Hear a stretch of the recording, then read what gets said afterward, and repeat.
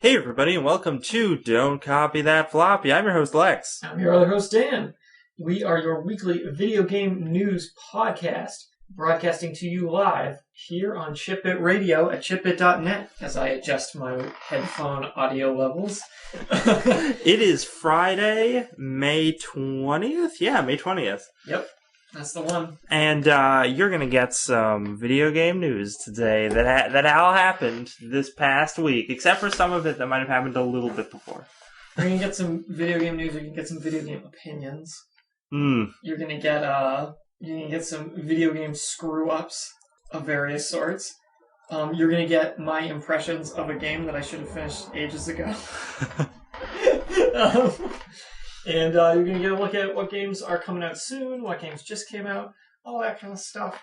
We got a little bit about Nintendo, we got a little bit about Hideo Kojima, we got some stuff about Star Wars, we got some stuff about Team Ninja, who's someone that I feel like nobody's really talked about in a very long time. The last time I talked about Team Ninja was when they made Other M, and it was horrible. But now they have something cool on the way that was announced, I think at E3. Yeah, they're making The Last Samurai. They're making The Last Samurai, and I think this game was announced like way before that, actually, but it was kind of re-announced last E3. Oh, okay. And it's gone places since then.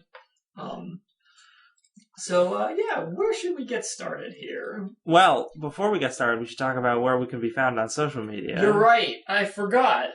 Because why don't you tell me, Lex? Because if you're listening to this and you're like, man, these guys are terrible, then you can just turn it off. You're fine. But if you listen to this and you're thinking, I want to hear more of this show, also, how can I talk to these people? Oh yeah, go bask in Randy Pitchford's masterpiece. I have been inundated with Battleborn ads. Oh no! On every single platform I can find, and I hate it.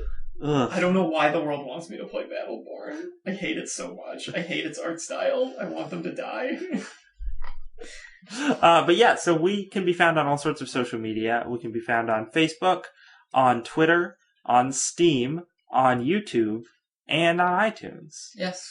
I know we're stretching it by saying iTunes is social media. We are, but come on. It's media. Yeah. It's just not very social. Podcasts are social. I guess. Sort of.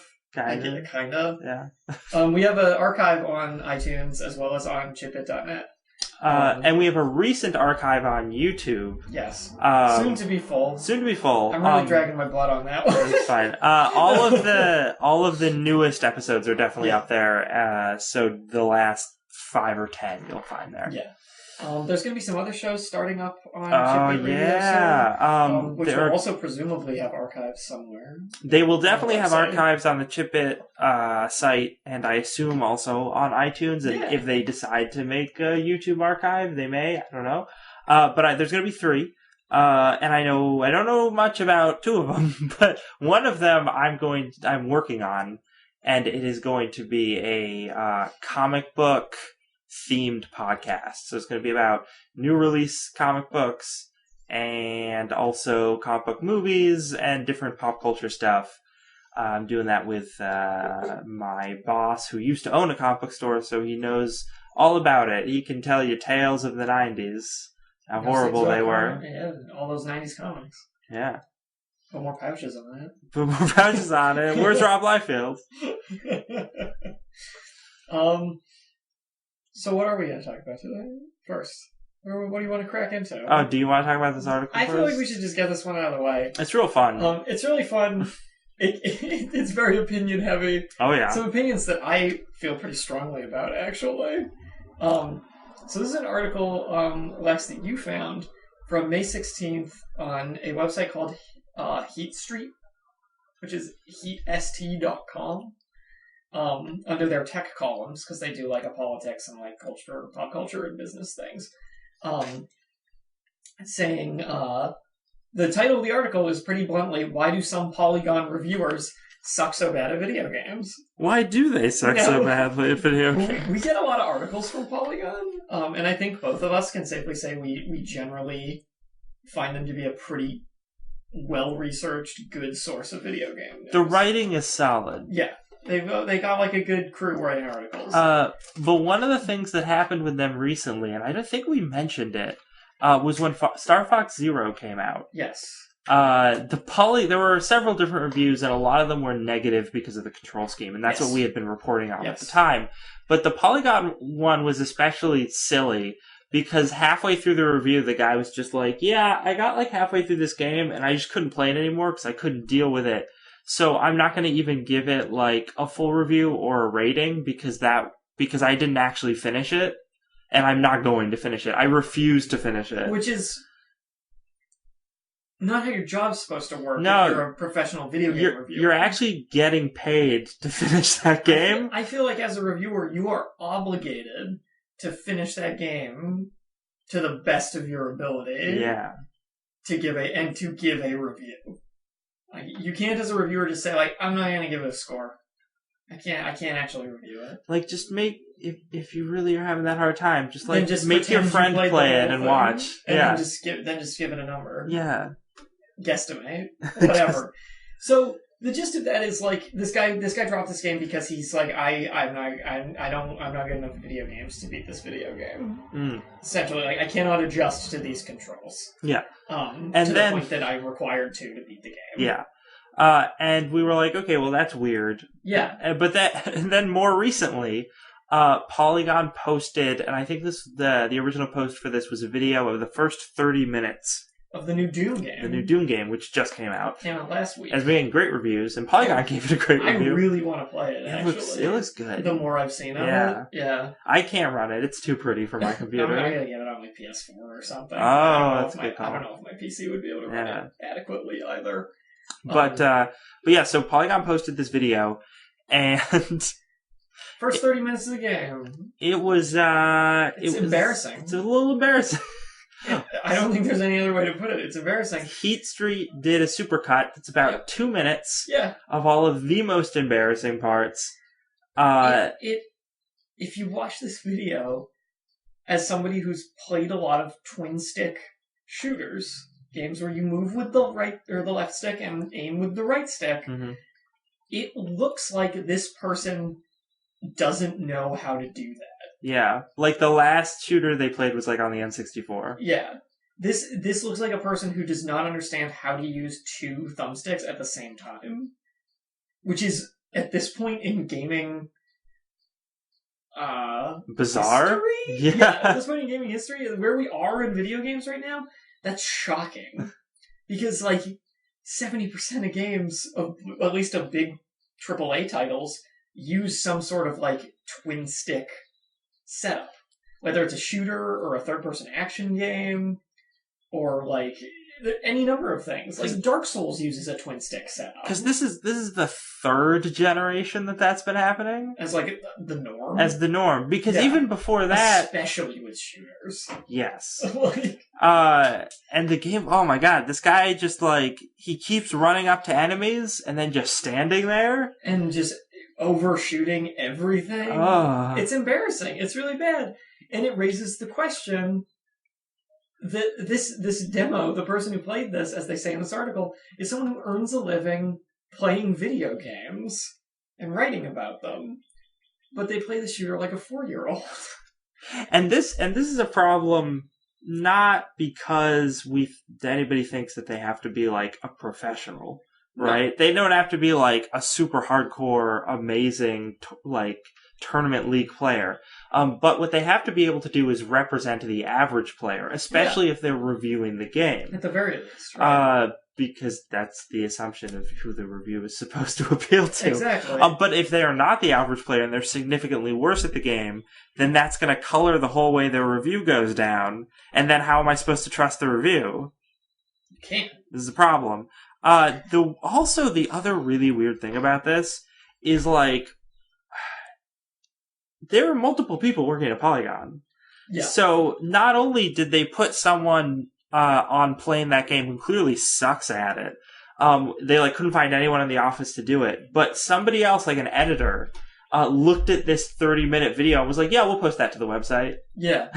Like, no, don't. You see it and you're like, "Oh no, we have to redo that." Yeah. Because it's embarrassing. Yeah. It's.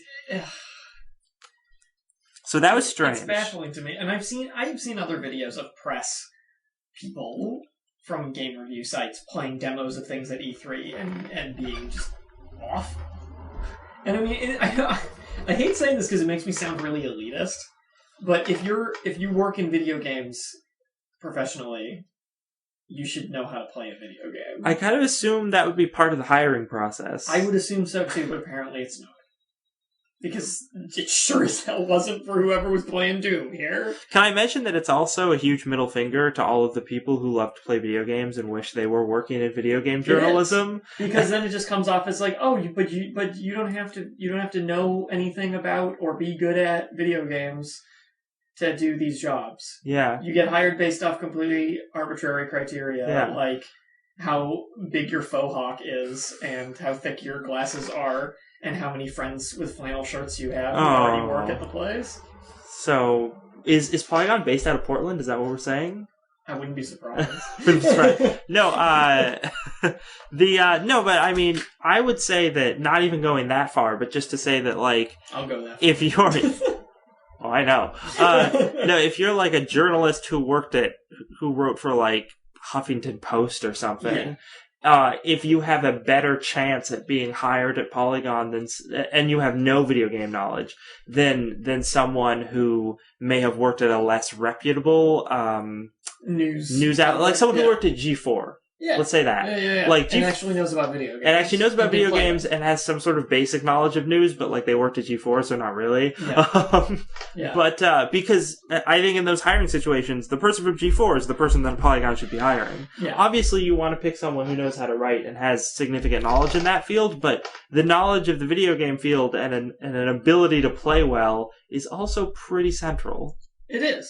Because in the case of a lot of games, you either have to be able to play to some adequate level to beat the game, or you have to be able to play at some adequate level to understand how the game is meant to function, like how the gameplay. Because I could look at Dark Souls and run at an enemy and swing my sword wildly until I run out of stamina.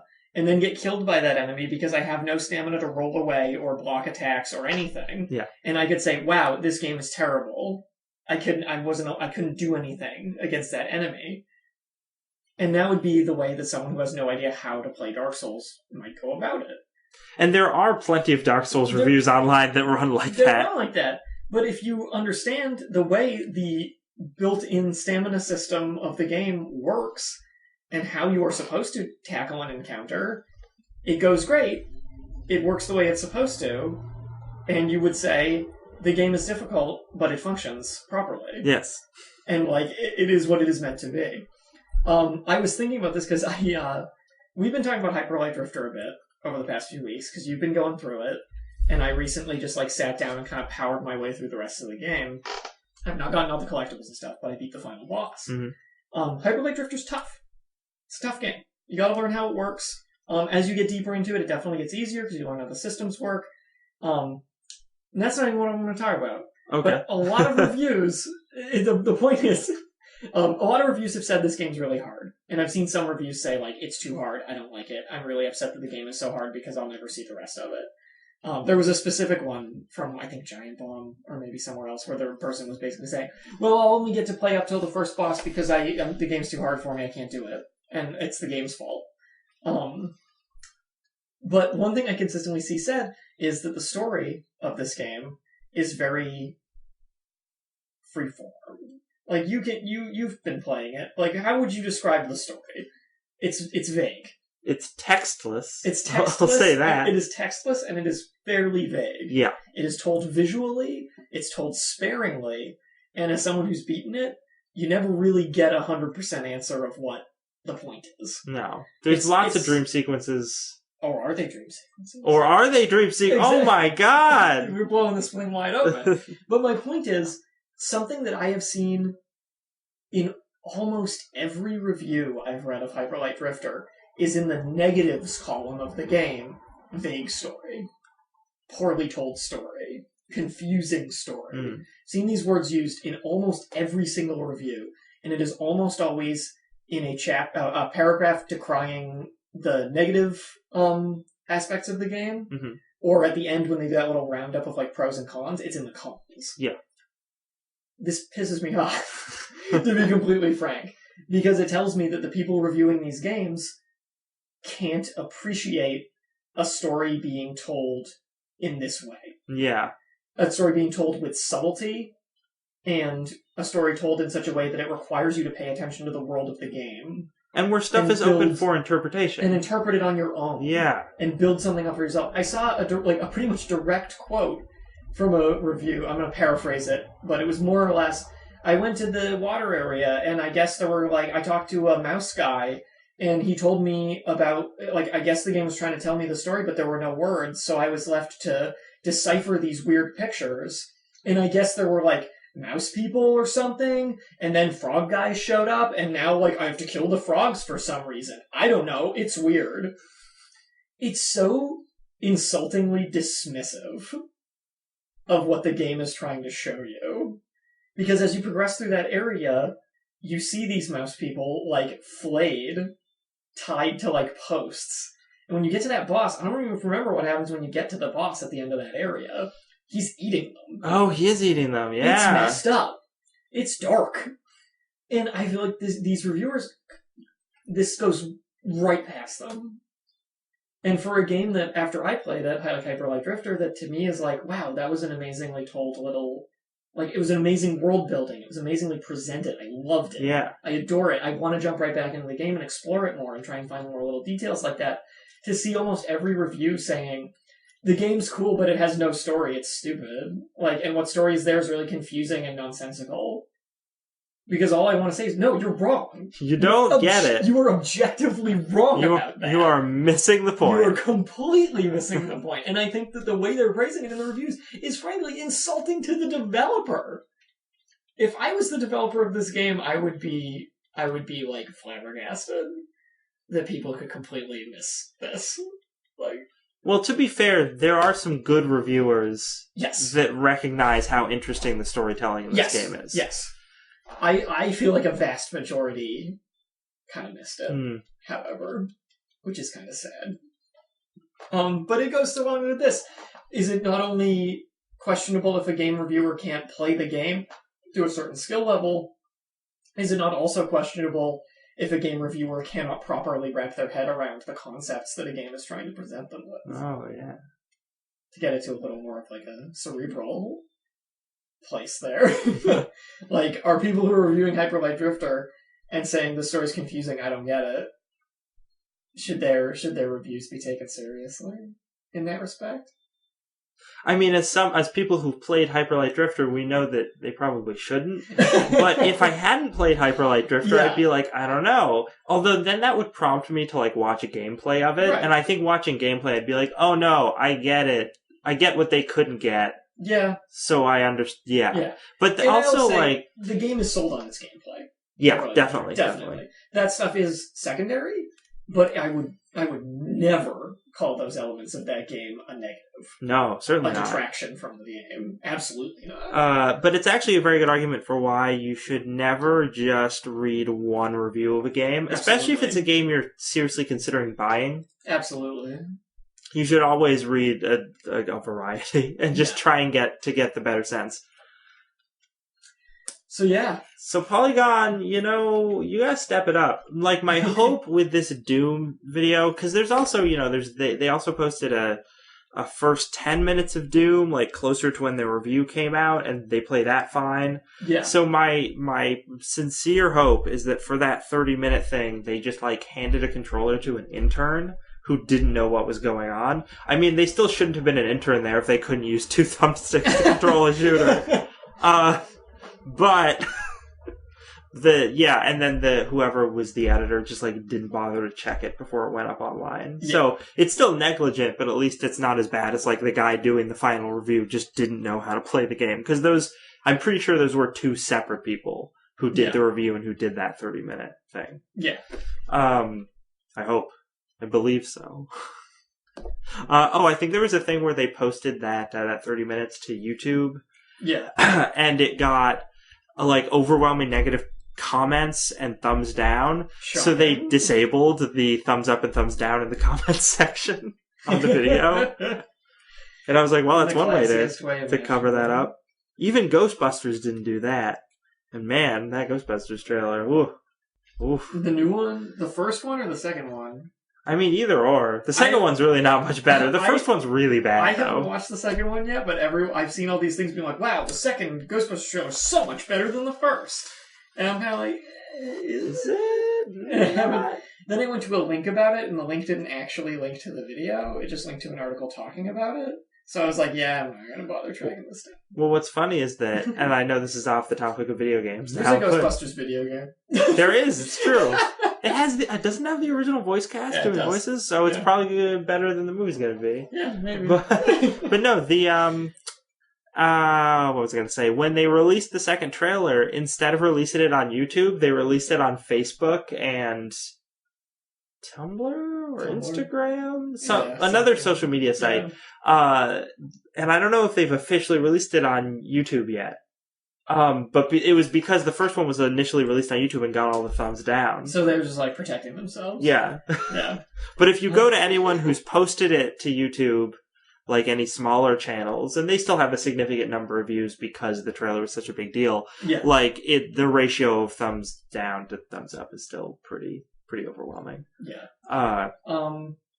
So that article about the Polygon reviewers and stuff was posted to our Facebook page. So if you want to read it any more in depth, you can go do it there. There is some more info in there that we didn't really cover, just citing other review quirks in the past of on Polygon. Yeah. Including like games like Bayonetta 2 was docked points because they said it was sexist.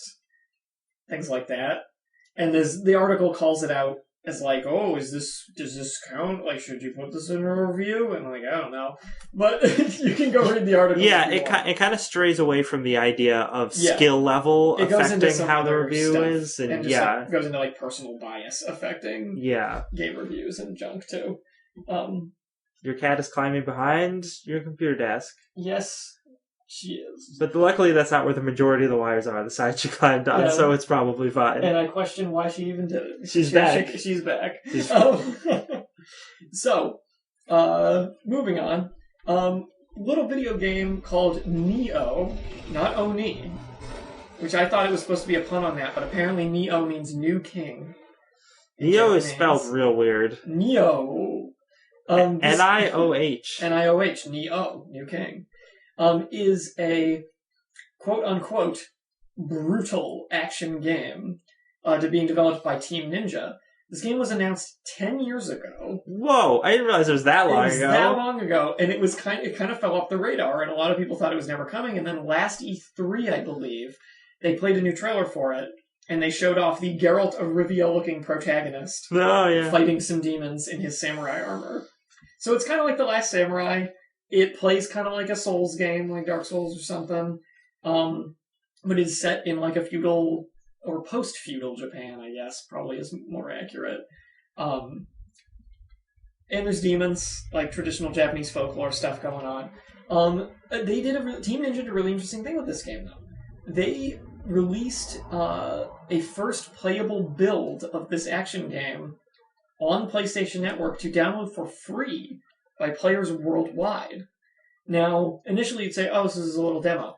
This little demo is 2 full areas of the game, including boss fights. Oh. And, like, tons of gear and upgrades and everything to use. Like, it is shockingly full of content. Or it was. I don't think you can download it anymore because the period's over. Oh, okay. But... So EA had nothing to do with this. EA had nothing to do with this. So 850,000 people worldwide downloaded the demo and played it, and then some amount of them filled out this subsequent survey that Team Ninja put out. And the survey asked people to rate how they felt about the game in various respects, how they felt about it overall, how they felt about the action and the controls, how they felt about the graphics and atmosphere, character design, stage design, the UI, music and sound effects, and difficulty in game balance.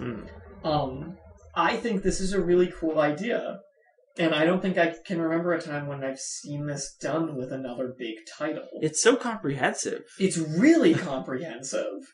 Because it was essentially, it's not even a beta. This was like an open alpha test of the game.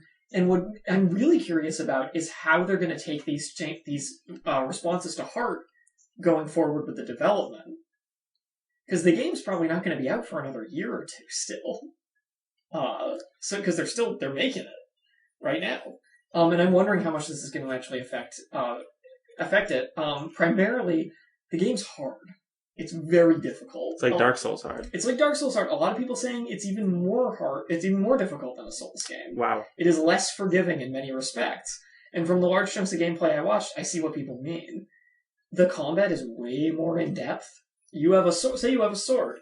You also have 4 different stances with that sword that you can switch between on the fly. Every stance has its strengths and weaknesses. If you want to be really good at this game, you better learn how all those stances work and when you switch to them. There's a stamina system like a Souls game, but it's way more punishing because if you run out, you just stand there panting and you get killed. Yeah. Because you're just gonna get killed. And you die in like 2 or 3 hits once you have armor. Oh. In the game, like it's nasty. And a lot of people said this game is way too hard, but then you can find videos online of people who figured it out and made combo videos of them fighting bosses where they just wreck a boss, like seemingly effortlessly. So who knows if the difficulty is going to get toned down. But interestingly enough, Asia was the most critical of the game, primarily from a difficulty standpoint. Which I find kind of surprising. Yeah, I find that very surprising. Because usually the Asian territories have more tolerance for very difficult games. But if you look at this, 25% of the survey respondents in Asia said that the difficulty and game balance was very bad, whereas in the Americas, only 4%. Yeah, wow, that is a huge difference. It's a giant difference. And worldwide, it was 9%. So even if you look at that average, Asia is like really high. But yeah, I want to know how this affects the final game because I want to know if this is something other companies might start doing in the future. I mean, this is the age of betas, right? Yeah. Like, everybody's doing a beta. They're getting bigger and bigger numbers on them. They're a big deal. They're a great way to market your game. I mean, they're basically demos at this point. They're not really betas. Yeah. But I mean, this was basically a demo. Yeah, but the thing that annoys me about some of them, specifically the Street Fighter one, was that happened, and the thing that everybody said was broken with the game, they then did not fix for launch, and was just still broken. And I was like, well, what was the point of the beta then? Because you didn't iron out that problem. So one wonders when Neo launches, are any of these things going to be changed? Well, because they did this super comprehensive survey, I think so. Yeah. I think I actually wouldn't. Well, maybe I'd be kind of surprised, but it would be really interesting if they released multiple versions of the game. So there's an Asian version that is easier, because that was the main gripe in that region. Asian versions are harder. Weirdly enough. Yeah. Like Devil May Cry is a really good example. Devil May Cry's normal mode in America was easy mode in Japan. Oh. They actually just bumped it so Americans could feel like they were good at video games. So yeah, I mean, I guess we'll see. We'll talk about this later. Yeah, we don't even. What's next? Let's talk about this one, because we talked about Game Trailers recently, which closed its doors. Closed its doors and then became Easy Allies. Easy Allies. I can never remember that name. It's weird. It doesn't sound like it has anything to do with games. It doesn't necessarily seem like it. It's like all the staff from Game Trailers went off, started their own thing. They do a Patreon that they make a bunch of money on. And they have a YouTube channel, and they do all this great content. I've watched a lot of it. It's really good. But the old content, the Game Trailers content, as we learned in a Polygon article from like today or yesterday? It is from the 17th. The 17th, a few days ago. IGN has apparently acquired the rights to the Game Trailers name and their whole content library. Ooh. And IGN is going to be keeping the site's content available on YouTube. And this was announced by Game Trailers co-founder Brandon Jones today. Today being the 17th. So the site was like 14 years old. Defy Media, which acquired them in mid-2014, shut them down this past February. Whole staff was laid off. Website and YouTube channel stopped updating. And prior to the 17th, their last video was on February 8th. An IGN representative provided Polygon with a statement saying that they were big fans of the content game trailers published over the years and want to ensure that the videos will survive online. We have added the GT YouTube channel to our network and are scouring hard drives and uploading back catalog content that never made it across. This is pretty cool. It's cool. Do you think that IGN is going to go into all the reviews and just bump them up a couple stars? I was going to say, I like this because now I can go through IGN and get more accurate reviews.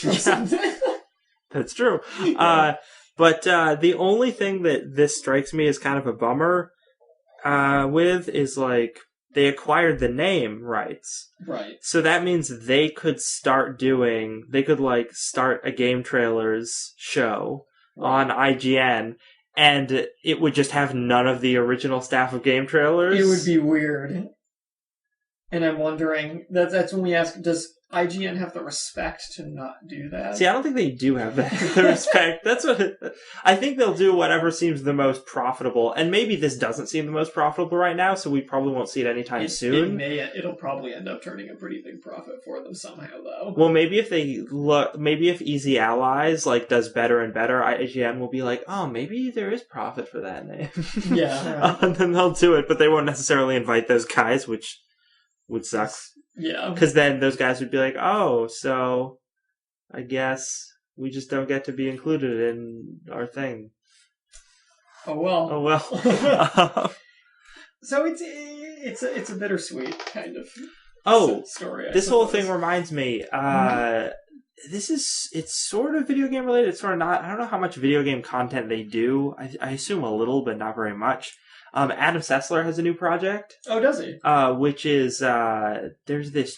It's the weirdest thing. It's a subscription only channel that's all like video on demand web content, and it's all Comic-Con related. It's called Comic-Con HQ, and the channel goes the whole year, but it's all segments that like you would expect to have to do with Comic-Con. It's a very strange concept, but Adam Sessler's in charge of producing a bunch of stuff for it.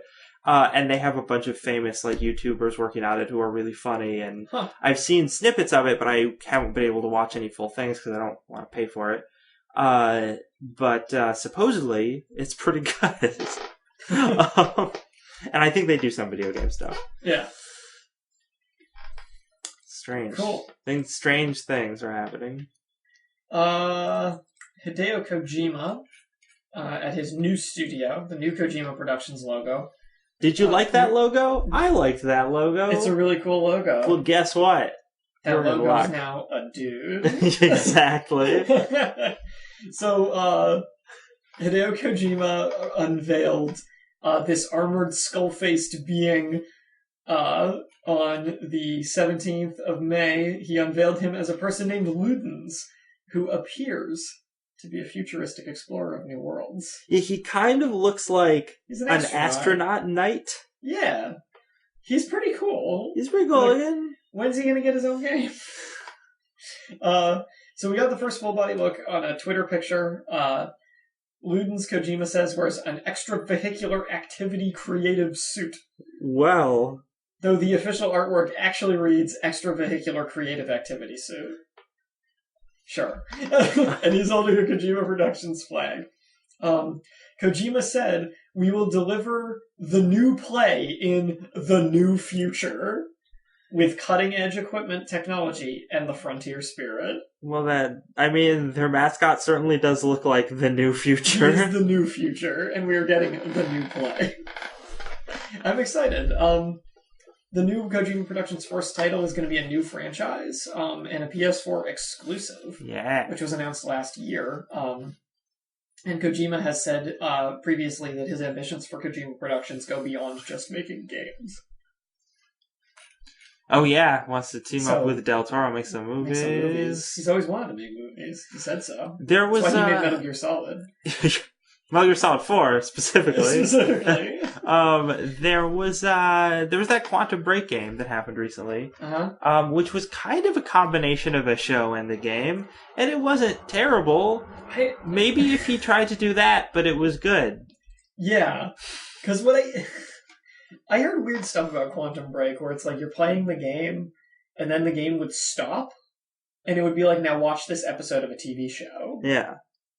But it's weird. It is weird. Although, no weirder than Metal Gear Solid 4, where it's like, it would stop and be like, hey, watch this movie. Yeah, but at least it still feels more connected, because you're just segueing into a cutscene within the game. Yeah. And Quantum Break did it in such a way that it's like, no, now actually stop playing the video game. It's not a video game anymore. And see these side characters, not the people you're playing live as. Action side characters. They're not CG anymore, even though that game had very good graphics. Mm-hmm. But now watch them, though. Watch Iceman do stuff. See Peter Baelish do some things as well. It's odd. I don't know. I heard mixed things about the game. Like, I didn't hear it was bad, but kind of like,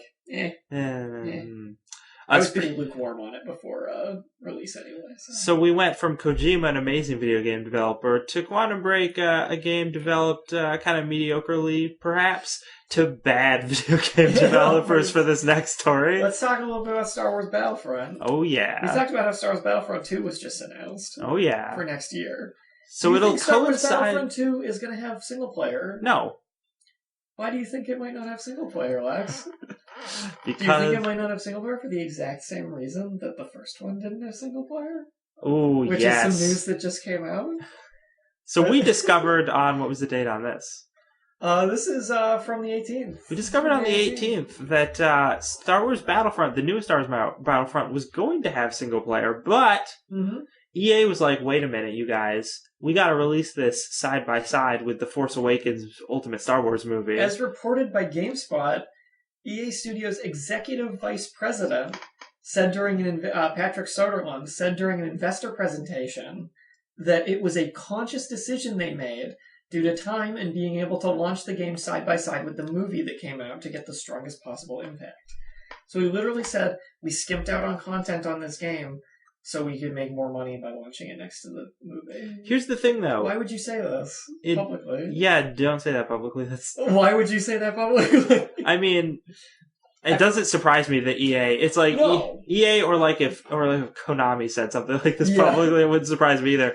But here's the other weird thing. It didn't come out side by side with the movie. Do you remember when it came out? It came out a month before the movie. Yeah.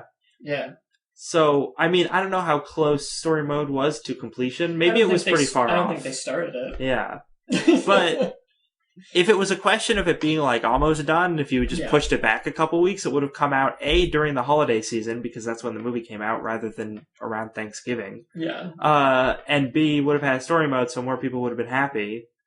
I don't know. It's such a dumb thing. And then it doesn't even have missions from The Force Awakens. So who cares that it came out alongside that movie? You'll get your Force Awakens missions next year. Yeah. With Battlefront 2. When Rogue One comes out, the movie that would have missions associated with the original trilogy. Yeah.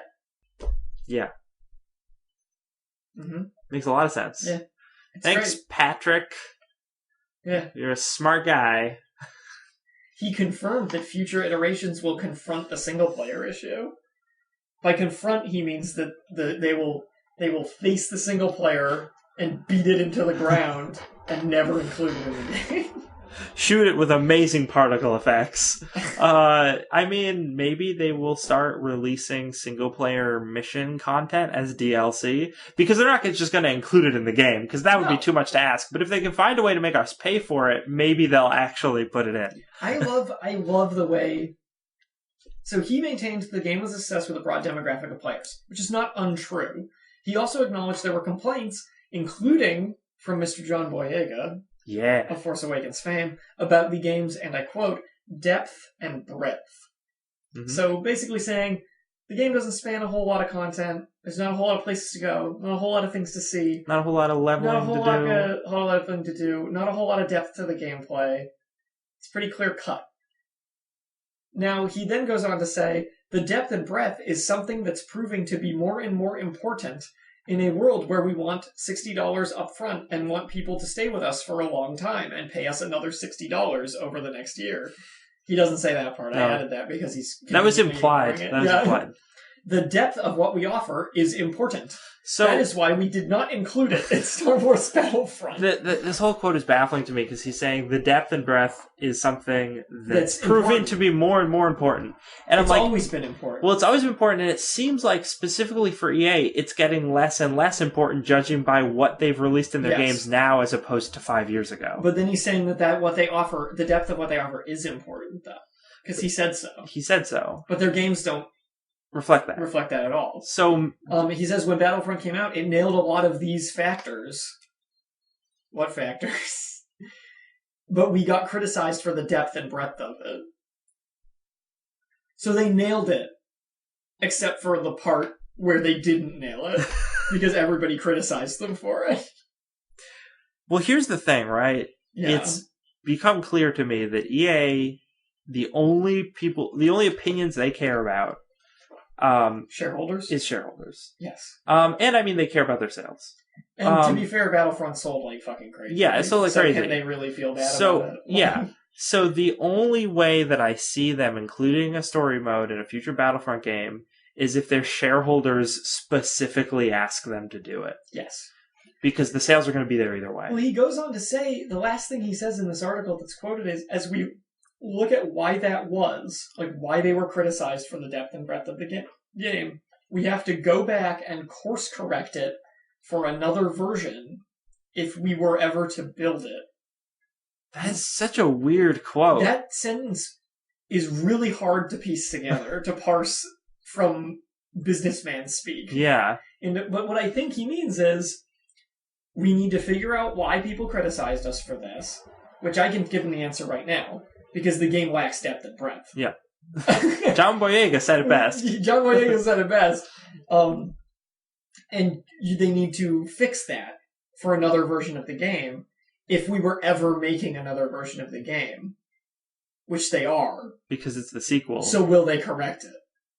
Who knows? He talks as though he doesn't know that a sequel is being made. If we were ever to make a sequel, like the sequel was announced before this happened. Yeah, like if I imagine there being a banner behind him that says Star Wars Battlefront 2 announced, and a few balloons like lazily bouncing. And he's just like, and if we were ever to make a sequel to Star Wars Battlefront, he's got confetti in his hair. Yeah. But no, I think that him saying if we were to ever to build it just makes me think like, oh yeah, no, you're not going to include this in the next game. You have no intention of doing that. What he's probably really thinking is, we got criticism for this. What can we do to trick people the next time into not criticizing us in the same way, but not actually put that content in? Yes. I think you are correct. Nintendo done goofed. Oh, this is a quick little story, and it's pretty silly. So this was something I found on Gamasutra from today, from May 20th. Apparently, Nintendo decided they didn't make it, but they funded and put their stamp of approval on a content pack for Minecraft. Minecraft on Wii U. On Wii U. Specifically. Yeah. And it was DLC that was Nintendo-themed DLC. Mario stuff. Yeah. And I mean, I don't know how good it was or not. That's irrelevant to this story. But, basically a lot of YouTubers, they played it. They made, videos of it and put them on YouTube. And then a bunch of those videos started getting tagged, as if they were regular Minecraft videos where people had made Nintendo content and put it in there without the permission of Nintendo. Yes.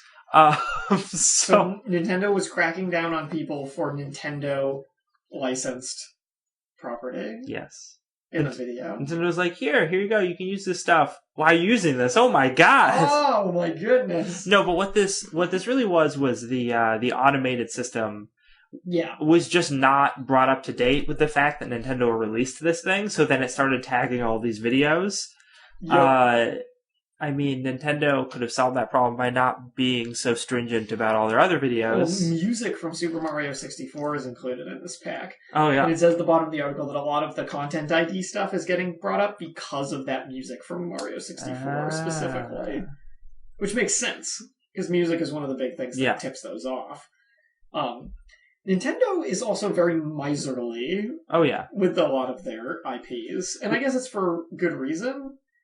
But there definitely are times, this is not the first story we've had of Nintendo really coming down hard on something that they thought was infringing on their IP. Somehow. Oh, yeah. Oh, yeah. And it's it's funny because they always paint themselves as like, we're the friendly, family, happy, fun time developer. We will sue you. We will sue the shit out of you if you even look at Mario the wrong way.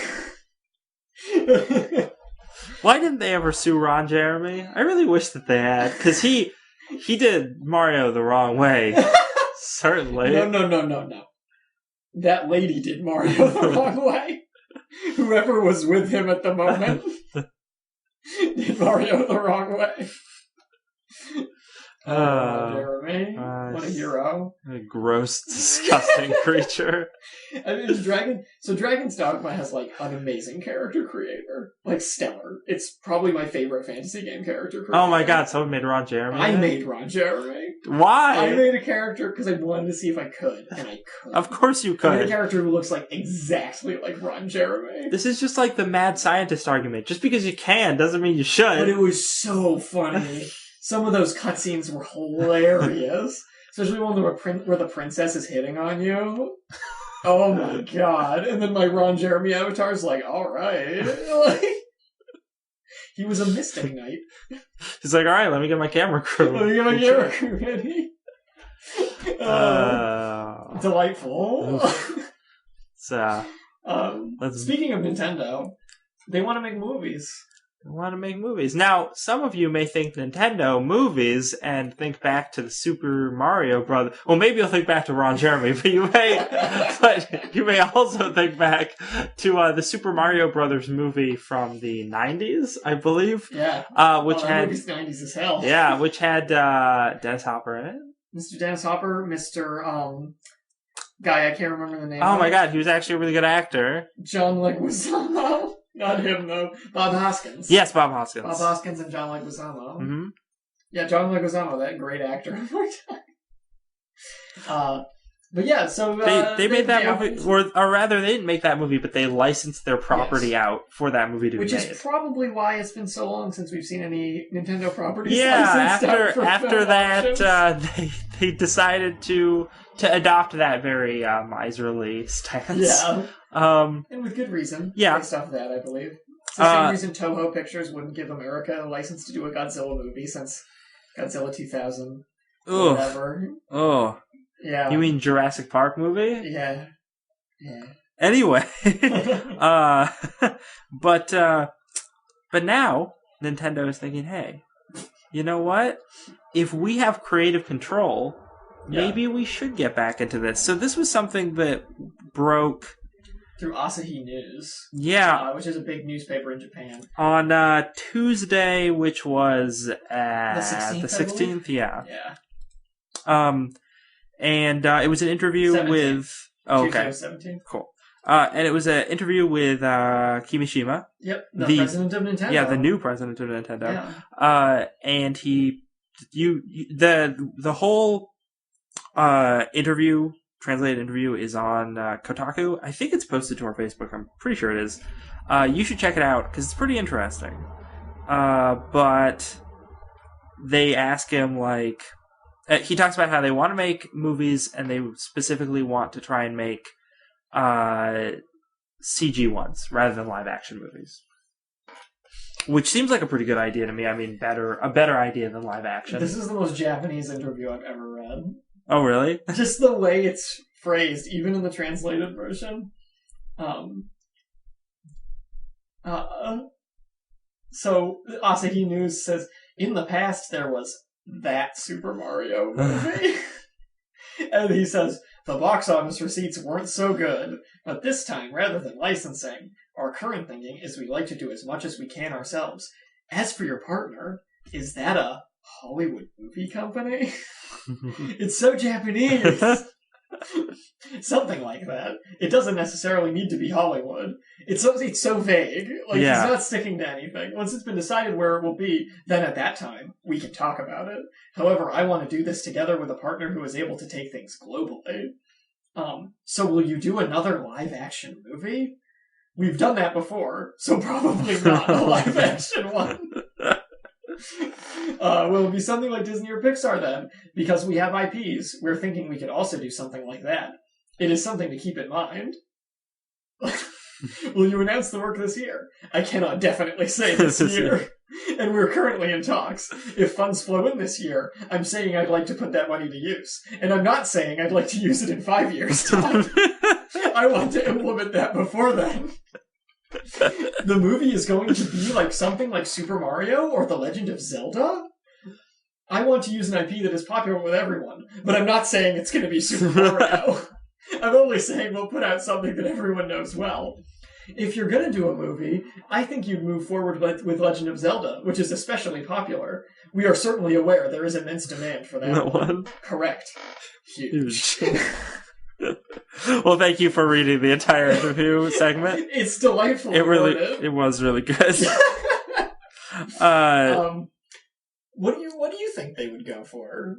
I feel like it has to be a Mario thing if they were going to do something vastly identifiable. Yeah, and if they're thinking of going CG, Mario probably works better for that. Like Zelda, you could conceivably make a live-action movie and it wouldn't be terrible. I mean, it wouldn't be terrible. Really hard. It'd be difficult. But I think making a CG Zelda movie would be just as easy as making a CG Mario movie. Presumably, yeah. Here's hoping for F-Zero. F-Zero movie. Oh no! What if they start doing the Marvel route and making and having and then the Avengers movie is the Super Smash movie? The Nintendo Cinematic Universe, yeah. The MCU. That's what I want. That'd be terrible. We're getting Captain Falcon in 2019. It's announced. Yeah, and then we have Smash Wars Part 1 and Smash Wars Part 2. Oh, it's not said in that Kotaku article, but there was another article I was reading that was talking about, or maybe it is mentioned in the Kotaku article near the end, but they talk about how, what's his name? The man who makes all the Nintendo games. Shigeru Miyamoto? Yeah, that one. Miyamoto. He supposedly will be in charge of that movie in terms of the creative. That's fine. And did you see the animated shorts he did for Pikmin? I did not. Because Miyamoto's already directed several animated shorts. Oh.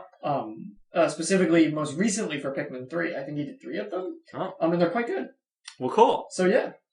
Like, it would be amazing if they partnered with Pixar.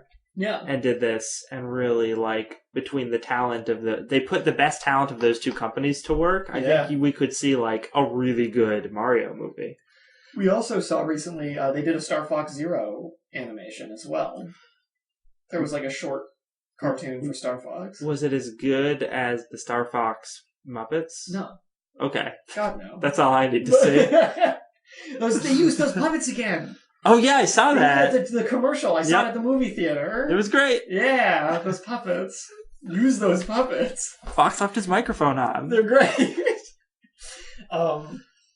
So yeah.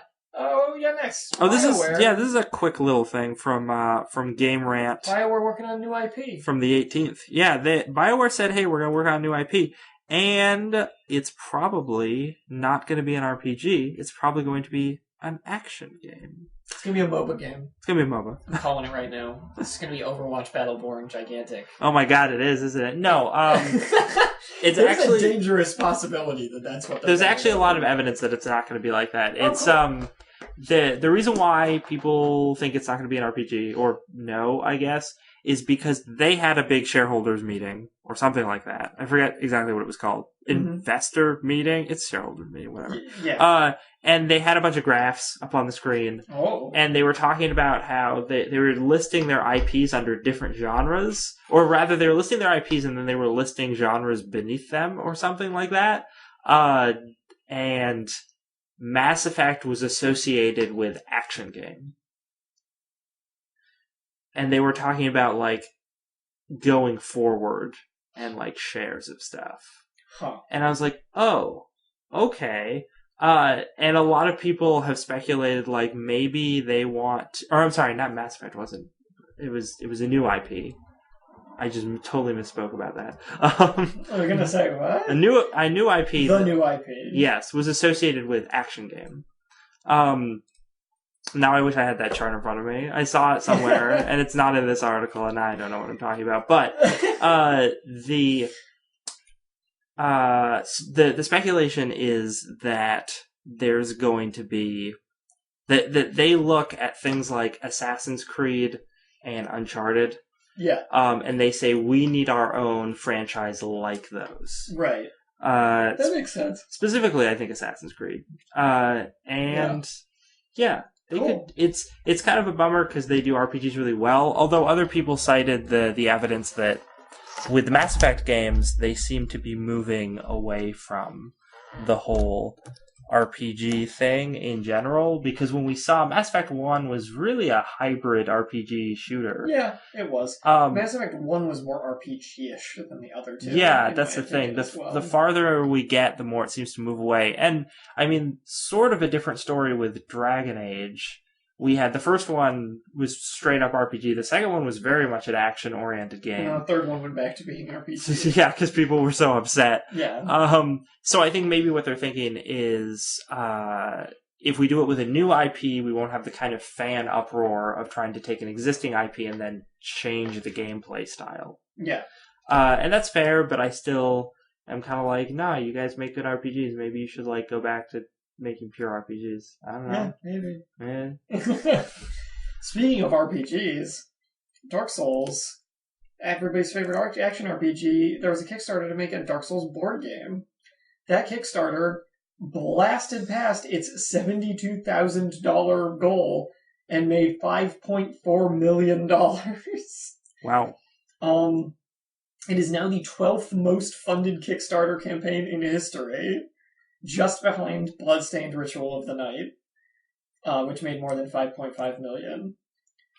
This means that the board game, over the past month, its offerings have just gotten gigantic, going from 4 playable characters, 3 boss characters, 5 mini-bosses, 16 grunts, and 7 game titles, to an additional 16 playable characters, 3 more bosses, 10 more mini-bosses, a variety of grunts, scenery items, and more enemy behavior cards.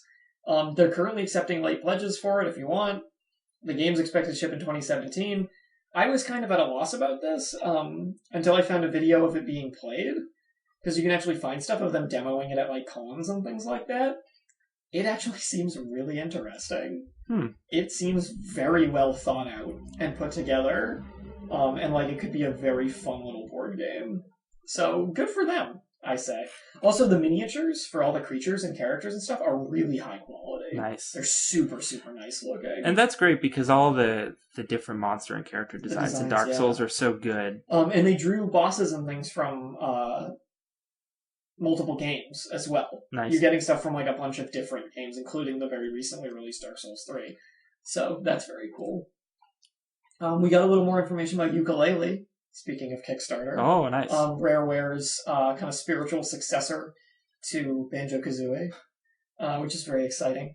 A handful of new screenshots are giving hints at a story, saying the game will take place inside the work halls of a baneful business as the buddy duo seek out magical pages required to explore mysterious grand tomes. Ooh. And allegedly, the titular chameleon and bat will have to stop the appropriately named Capital B from stealing and transforming all the books in the world into cash. That sounds ridiculous and amazing. I'm totally cool with that. So it seems like it's going to be a big collectathon, explore the world, fun time thing, like the old Banjo-Kazooie, which is great. That's cool. You can see in some of the screenshots a doofy little page with a face on it in true Rareware style that they're collecting. And some really cool looking environments. Yeah, totally. There's some great stuff going on here. Look at that guy. Look at that Despicable Me looking villain. So yeah, really excited. Is that a snake wearing pants? I hope so. I think that's a snake wearing pants. And with a cell phone. With a cell phone. Amazing enemy design. How is he wearing those pants or using that cell phone? He's a snake. No. This is fantastic. Let's talk about upcoming games because we are super out of time. Yeah, we got a little bit. These stories aren't that important anyway. I'm gonna post this though. You post it. Just post a video. Yeah. That's all you need. So upcoming video games. So there's 3 video games coming out on the 24th that are all very interesting. Yes. There's Overwatch, which I've heard a lot of good stuff about. Yeah, people are into it, and not just the people going to Pornhub to look at Widowmaker porn. Of which there are many. Did you hear the statistic? It was insane. As of like a week ago, there was an 817% increase in Pornhub searches for Overwatch porn. Ugh. 817%. But you know, so good for you, Blizzard. You did it again. You did it again, Blizzard. Bless your hearts. So much porn fodder. But yeah, so that's coming out on the 24th. People are excited about that. Seems like a good time. People are excited about it. Yeah. Teenage Mutant Ninja Turtles, Mutants in Manhattan. Yeah. It's coming out on everything. Like, soon. That game snuck up on me. That's the, for those who don't know, that's the Platinum Games. Teenage Mutant Ninja Turtles title. Game. Very exciting. I hope my computer can run it. This one snuck up on me completely. I had no idea this was so close to releasing. Total War Warhammer. Yeah. That's awesome. I haven't even really been following it. I should look up some videos. I have been following it. Oh, does it look real good? It does. Oh, man. It's so good. I have to take a look at that. There are some early reviews out that seem pretty positive, but I am waiting until it actually comes out to read reviews. And over the last week, Doom came out. So if you're interested in checking out Doom, do so because it's supposed to be really great. I really want to check it out. I was happy to learn that your main character does not have a name. Excellent. He's merely addressed as Doom Guy. Doom Guy, as he should be. This is it's good stuff coming out right now. Very good. Anything else?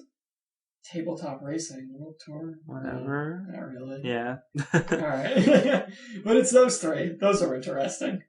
And that's pretty much it. Yeah, that pretty much does it for us here at Don't Copy That Floppy. I've been Lex. I have been Dan. You can find us on all sorts of social media if you'd like to chat us up, suggest stories, whatever.